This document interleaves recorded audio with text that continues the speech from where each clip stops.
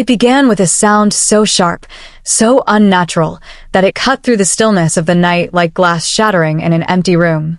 Yuki Nakamura froze mid-step as the echo of the scream rolled over the silent streets of her small hometown in Akita Prefecture. It wasn't the sound of a human voice crying for help. No, this was something else entirely.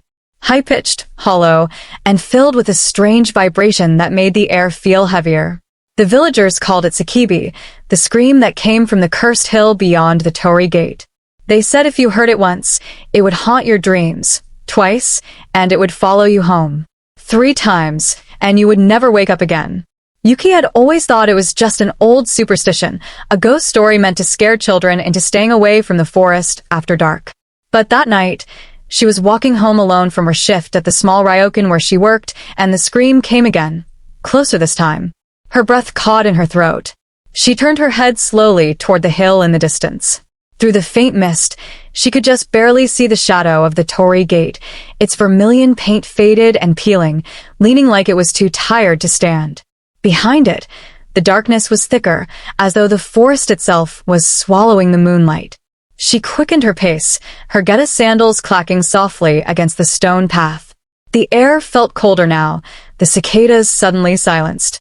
Her grandmother's voice echoed in her mind, reciting the warnings she had heard since childhood. If the SAKEBI calls to you, don't answer. Don't look back. Don't let it know you've heard it. Yuki wrapped her scarf tighter around her neck and focused on the warm glow of her home just 2 streets away. But then it came again, this time so close she swore it was right behind her. The scream wasn't loud like before. It was quieter, almost whispered into her ear, but far more terrifying because of it. Her body reacted before her mind did. She ran. The sound of her sandals on the pavement mixed with her quickened breathing. She didn't dare look back, not even once. She pushed her way into her family's old wooden house and slammed the sliding door shut, her heart pounding so loudly she could barely hear anything else. She leaned against the door, listening. Silence. Only the faint ticking of the wall clock and the hum of the winter wind outside. Her grandmother, Sayo, appeared from the tatami room, wearing her faded indigo kimono and holding a cup of tea.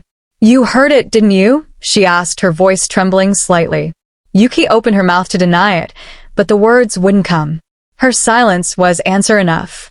Sayo set down her tea and gestured for Yuki to sit. The scream belongs to her, Sayo began, her eyes distant.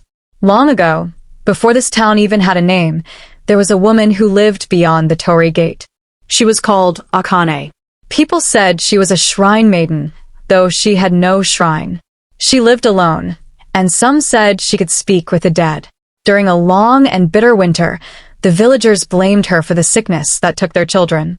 One night, they dragged her to the hill and burned her alive. They say she screamed until the fire consumed her, and when she died, the forest swallowed her soul. Now, when she screams, she is calling for someone to take her place. Yuki shivered, the steam from her tea curling between them. It's just an old story, Oba-chan. It's not real. But even as she said it, she couldn't shake the feeling of the cold air on the back of her neck, the phantom echo still rattling in her bones. Over the next few days, Yuki tried to push the experience from her mind, but strange things began to happen. She would wake up in the middle of the night to find her bedroom window open, frost crawling along the glass. Her phone recorded static-filled audio while she slept, each clip containing a faint, distant scream. She started seeing shadows at the edge of her vision, always moving toward her, but disappearing when she turned. Then came the dreams. She was standing in the forest beyond the Torii Gate, the trees towering over her like silent witnesses. The air was thick with smoke, and she could hear a woman crying. She would follow the sound until she reached a clearing where a charred figure stood, her hair long and black, her eyes pale and empty. The woman would reach out, her lips parting, and Yuki would wake up with the taste of ash in her mouth. One night, unable to take it anymore, Yuki decided to go to the hill. She told herself it was just to prove there was nothing there, to put an end to the fear. She dressed warmly, wrapped a scarf around her neck, and carried a small flashlight. The streets were empty as she walked toward the Torii Gate. The moment she stepped beneath it, the air changed. It was colder, heavier, as if the forest were holding its breath. The path wound upward, the trees closing in on either side. The beam of her flashlight caught on something hanging from a branch, a small, weathered charm made of twisted red string. She recognized it as a protective talisman, the kind used to ward off restless spirits. As she moved deeper, she found more of them, each one older and more frayed, as though they had been left there for generations. She reached the clearing and froze. In the center was a blackened patch of earth, as if the fire from centuries ago had never gone out. The air smelled faintly of burnt wood. Then she heard it, a soft, breathless whisper that grew into a scream so sharp it made her drop the flashlight.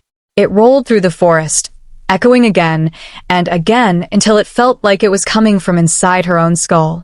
Yuki turned to run, but the shadows between the trees began to move. They took shape, forming the outline of a woman. Her hair was long and tangled, her skin pale as snow except for the burns that covered her arms and neck. Her eyes were wide and unblinking, fixed on Yuki. The woman raised a hand, her fingers curling in a silent beckon. Yuki's legs felt like they were sinking into the ground, her body heavy and unresponsive. The scream came again, and this time it was inside her head, vibrating through her teeth, her bones, her very breath. She fell to her knees, clutching her ears, but it did nothing to block out the sound. The last thing she saw before the darkness swallowed her was the woman's burned face leaning close, her lips curling into something between a smile and a snarl.